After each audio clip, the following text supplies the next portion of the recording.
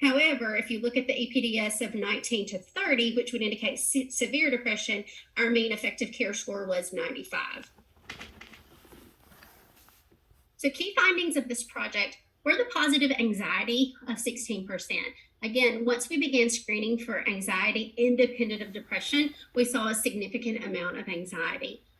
As I mentioned with the run chart, the increase in screening led to an increase in effective care. So just by screening individuals, we were automatically beginning to perform more effective care for them. The lower APDS scores were associated with less effective care, or we could flip that and say that the higher APDS scores were associated with more effective care. So if we found that they had depression, we were completing all of the evidence-based care items for them. The strengths of this project were the low cost. The APDS is a free tool that's been translated in several different languages, and also the ease of screening. This is an easy tool to administer and doesn't take a lot of additional time. Interpretation of our findings are that standardized screening leads to early recognition and intervention. So you remember at the beginning, we talked about how Postpartum Support International recommends screening at the initial visit and then each trimester through pregnancy. In our work, what we saw was that 56% of the positive screens were identified in prenatal patients. So prior to this project, we were only screening postpartum. By screening during pregnancy, this allows us the opportunity to identify and help to manage and refer sooner for people who are screening positive. We can also see the changes over time. The other thing that we noted was the positive anxiety in the presence of a negative APDS. So there is current literature that shows that the amounts of perinatal anxiety are significant. There's been a trend to this post-COVID as well. Previously for us, if we were using the APDS tool, if their APDS was negative, then we just move on with care.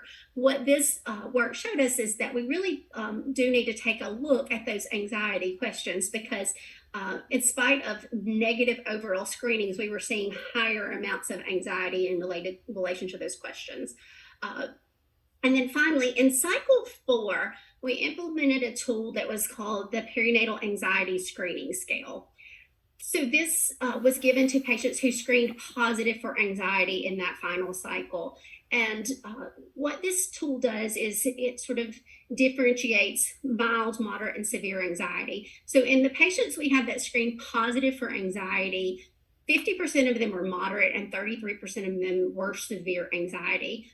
This information will help us to expedite referral processes and really to help to determine if anxiety levels over time as well. So is our treatment and management helping to minimize their anxiety, and our efforts paying off? The limitations of this project were that it was a CNM-led project in a rural hospital-based clinic. The sample size was small. There were 149 eligible participants, and the project was brief, lasting only 8 weeks.